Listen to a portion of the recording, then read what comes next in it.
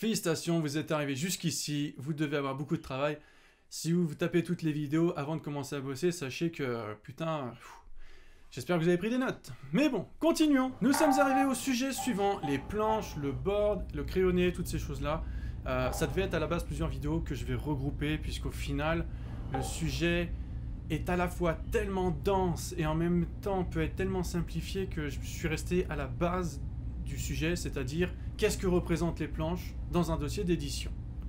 Dans un dossier d'édition, ça représente 20 pages, comme on avait dit, on était parti à peu près sur une base de 20. La plupart des gens s'accordent à dire qu'une vingtaine c'est pas mal, sachant qu'un dossier d'édition fait à peu près entre 40 et 50 pages. Vous êtes globalement sur un 50% ou un petit peu moins, mais globalement voilà, vous êtes sur quelque chose qui va quand même prendre une certaine partie de votre dossier en termes de taille.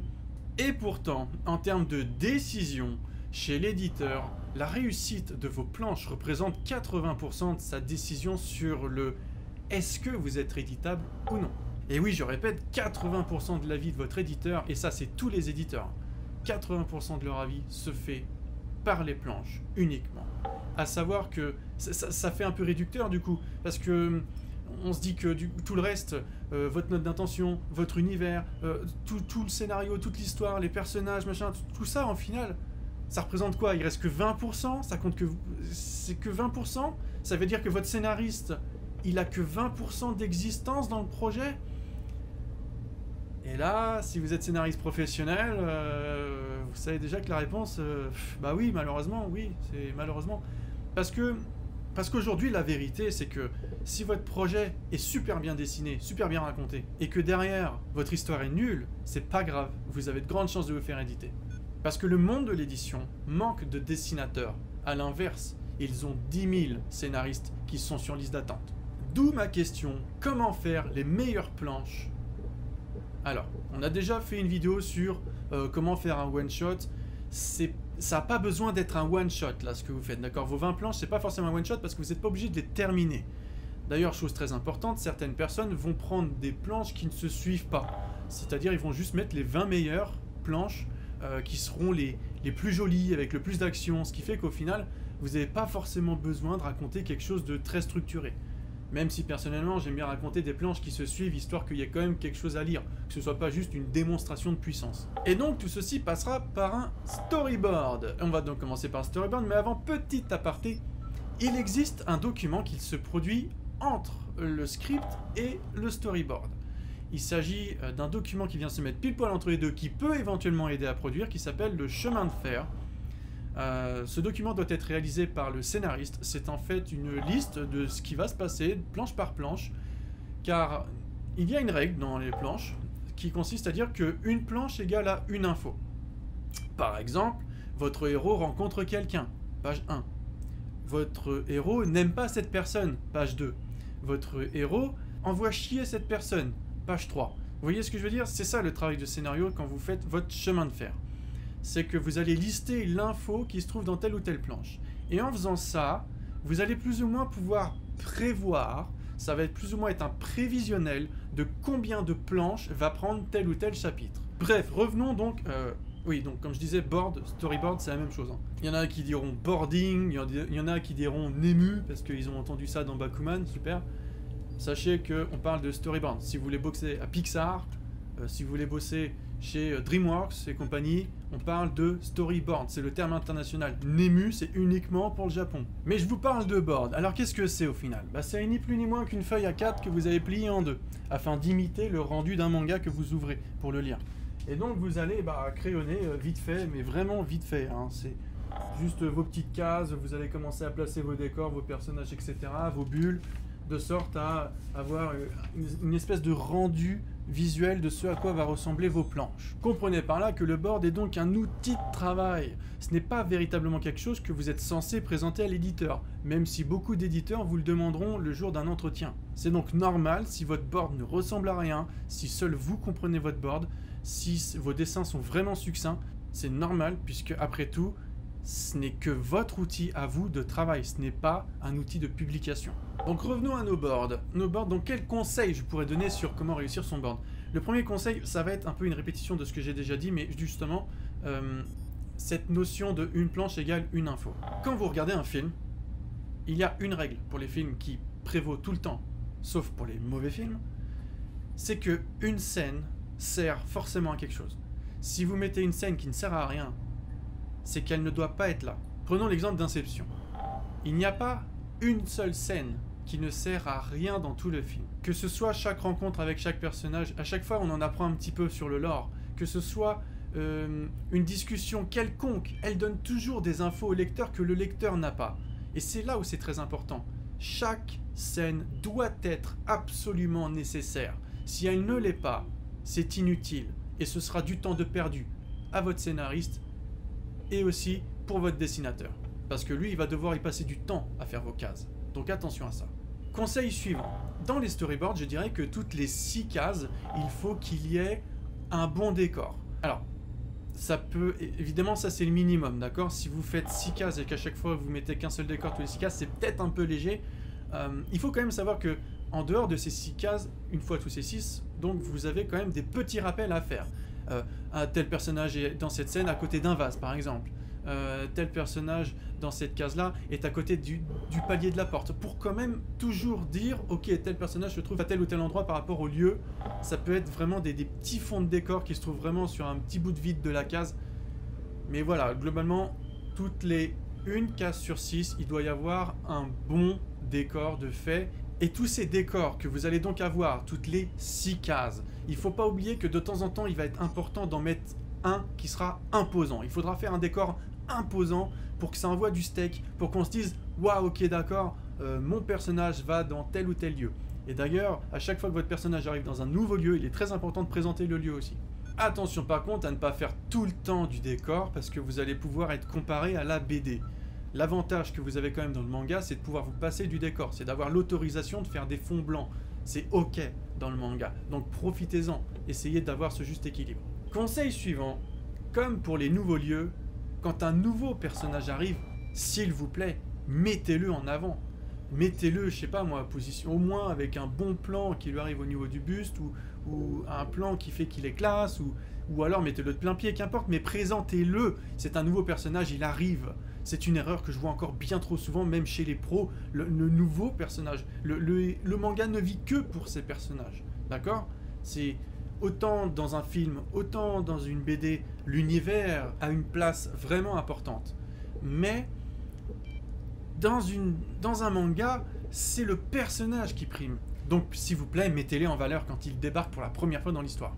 Quand vous faites votre storyboard, essayez d'entrée de jeu de bien placer vos bulles. C'est bête, mais une bulle qui est déjà bien placée dans la case, que vous dites, ouais, si vous vous dites, ouais, je la mets là pour l'instant, tant pis, on verra plus tard, il y a de grandes chances que vous oubliez que vous l'avez mis là par fainéantise, et que du coup, elle reste là, et que ce soit pas vraiment la bonne place. D'ailleurs, c'est ce qui nous fait arriver sur notre deuxième conseil.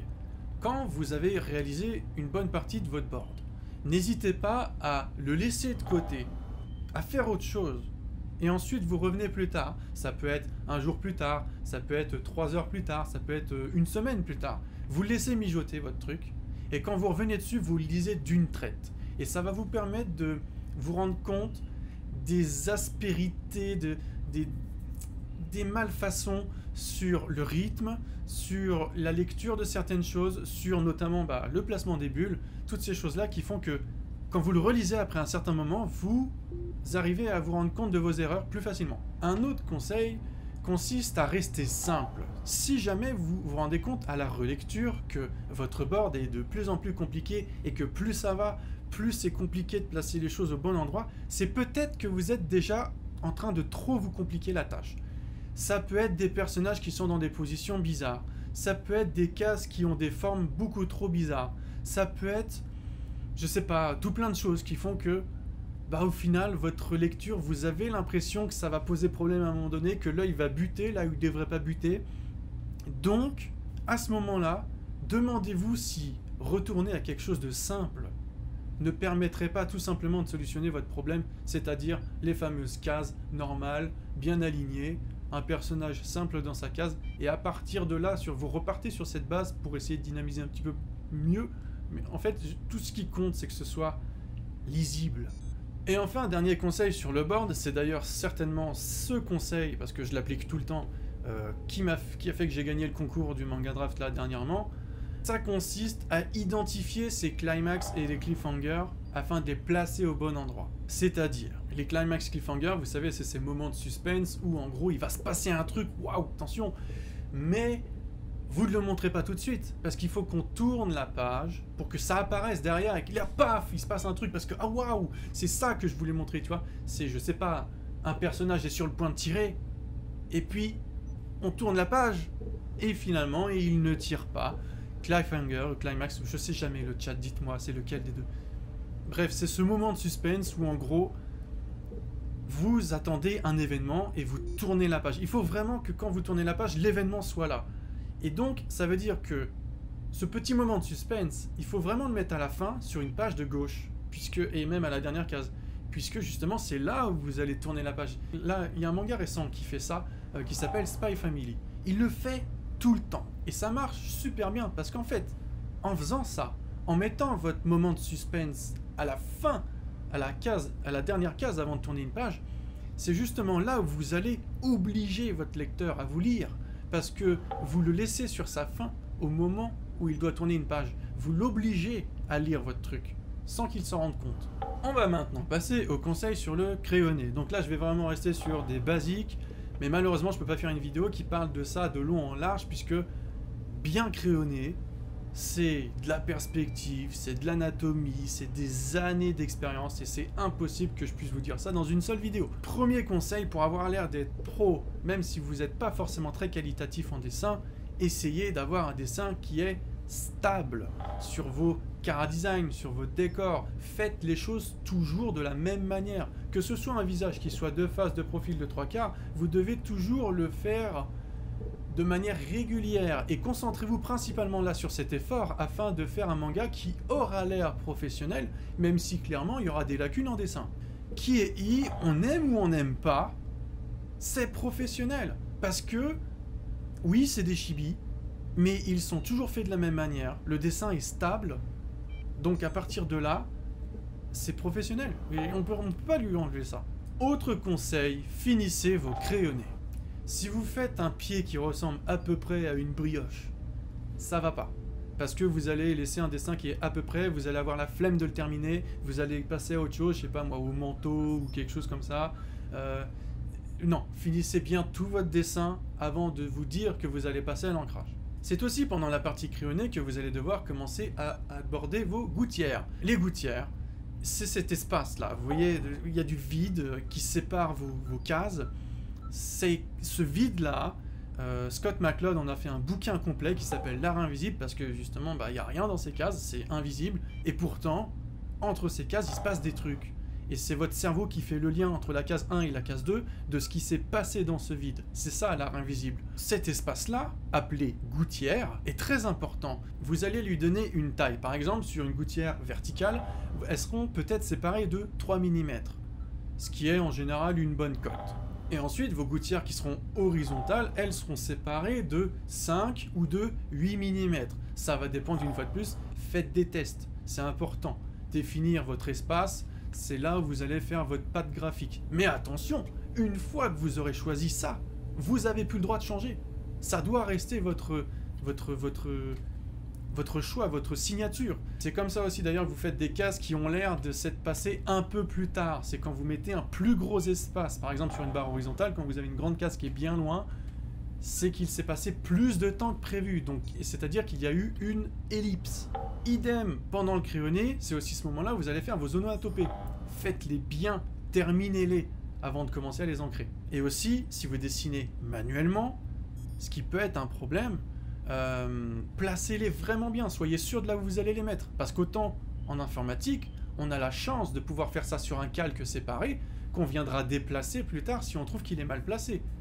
En dessin manuel, vous êtes couillonné de ce côté-là. Et enfin, le meilleur conseil, parce que le meilleur vient toujours à la fin, sur le crayonné, et c'est là où je fais beaucoup d'erreurs et je sais qu'il faut que je m'améliore là-dessus, les faux raccords. C'est pendant le crayonné que vous les faites.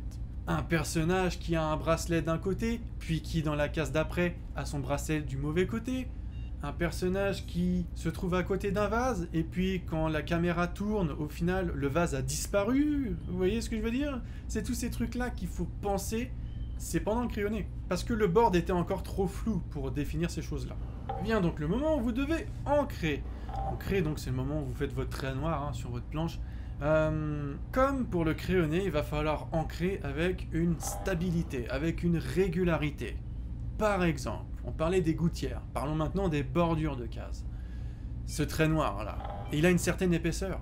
Vous allez choisir cette épaisseur.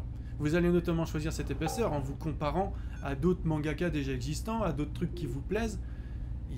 En général, ça s'ancre à hauteur de 0,5, 0,8. C'est-à-dire que si vous avez un liner, c'est du 0,5 ou du 0,8. À peu près, ça se situe dans ces eaux-là. Si vous le faites en 0,8, faites-le toujours en 0,8. Ne changez pas entre-temps. Pareil, un ancrage, un personnage, quand vous faites le contour de votre personnage, vous allez utiliser par exemple la plume G. Mais si ça se trouve, la plume G, c'est la plume mangaka, celle qui fait des pleins et des déliés. Mais si ça se trouve, pour les cheveux, vous allez utiliser la Maru, cette plume qui fait des traits plus fins, plus réguliers. Parce que, attention, il va falloir définir si vos cheveux, du coup, vous les faites à la Maru ou à la G. Il va falloir définir si votre décor, vous le faites de quelle épaisseur, votre décor, au final. Donc tout ça, vous devez le définir avant de commencer à faire vos planches définitives. Attention, autre conseil, sur l'utilisation des trames. Je sais que quand beaucoup d'entre vous découvrent comment est-ce qu'on met des trames, tout de suite c'est l'orgie, tout de suite vous vous croyez professionnel, ça y est, vous êtes des tueurs. Et c'est là que vous faites le plus d'erreurs. Les trames ne sont pas et ne devront jamais être un moyen de cacher les malfaçons ou de cacher les erreurs de dessin ou de combler le vide. Vos trames ne sont là que pour habiller, ombrer et uniquement mettre un peu de texture de temps en temps dans vos planches. Elles ne devront pas, ou alors si, elles peuvent aussi avoir une fonction de séparer le premier plan du second plan. Mais elles ne devront jamais être un cache-misère. Et donc il y a une règle pour ça, c'est qu'une planche ne devrait jamais dépasser les 5 trames différentes. C'est-à-dire que si vous mettez une trame en 5%, même pour cela, les trames en 5, en 10, en 15, en 20, je vous parle même pas des trames avec des fleurs ou quoi. Et ben même ça compte pour 1. Même les trames, si vous mettez une trame en 10 et une trame en 15, elle compte pour 2 du coup, il y a 2 trames différentes. Et là, si vous me dites bullshit parce que j'ai vu ça dans un manga et puis en fait il en met plus que ça, tant mieux pour toi. Mais la vérité, si vous êtes débutant, si vous êtes à un point où vous êtes en train d'essayer de séduire les éditeurs, restez simple. Respectez des règles simples qui consistent à ne pas en faire des caisses parce que de toute façon, si vous éparpillez dans tous les sens et surtout dans le domaine de la trame, vous allez dégueulasser vos planches. Je le sais, je le vois tout le temps. Aussi, si vous avez... Alors, autre conseil, si vous avez ancré manuellement, essayez d'avoir un matos suffisamment propre ou suffisamment neuf ou suffisamment en bonne santé, si on peut appeler ça de la santé pour un matos, pour que votre trait noir soit bien noir. Parce que vous allez avoir un problème à l'impression après, enfin, du moins déjà au scannage et ensuite encore après. Ce qui fait que si votre ancrage il n'est pas bien noir au début, vous allez en pleurer après. Et enfin, harmonisez votre quantité de blanc et de noir. Tous ces endroits où justement vous avez que du noir, ça peut être des ombres sous une table, je sais pas, ça peut être des ombres sous une jupe, vous savez, sous une jupe il y a la cuisse qui laisse une ombre quand même. Toutes ces choses-là, c'est ce qu'on appelle faire des pleins de noir, et pour le reste, vous laissez en blanc, c'est faire l'équilibrage entre le noir et le blanc. Cet équilibrage-là, essayez de le respecter de A à Z. Et surtout, essayez d'en avoir en fait, juste essayez d'en avoir parce que il n'est pas rare d'avoir des mangas amateurs donc qui sont tout d'un coup très blancs parce que l'auteur ne sait pas vraiment dessiner des décors, donc il fait un décor plutôt vide, plutôt blanc, et puis tout d'un coup il tourne la page et là c'est extrêmement noir parce qu'il a voulu faire du sang ou je sais pas, il se passe un truc gore et puis tout devient très très sombre parce qu'une fois de plus il sait pas trop bien faire le sang, donc il fait juste une grosse tache noire. Et quand vous avez ces planches qui sont extrêmement blanches et donc extrêmement noires qui viennent se rencontrer, se fracasser les unes contre les autres, c'est pas joli, c'est pas pro, c'est pas harmonisé. Et voilà pour les conseils qu'on peut donner. Alors évidemment, je pourrais en donner plein d'autres, mais je vous dirais que le meilleur moyen d'apprendre à faire des planches, et ça, tout le monde vous le dira, c'est de faire des planches. C'est en échouant, en vous disant que vous avez fait de la merde, que justement, vous apprendrez à faire mieux la prochaine fois. Vous pouvez aussi apprendre à faire mieux en regardant des vidéos, en regardant des streams de gens qui dessinent, etc. Venez me voir sur Twitch, voilà, c'est tout ce que j'ai à dire. Il me semble maintenant que vous avez beaucoup de travail. Au boulot.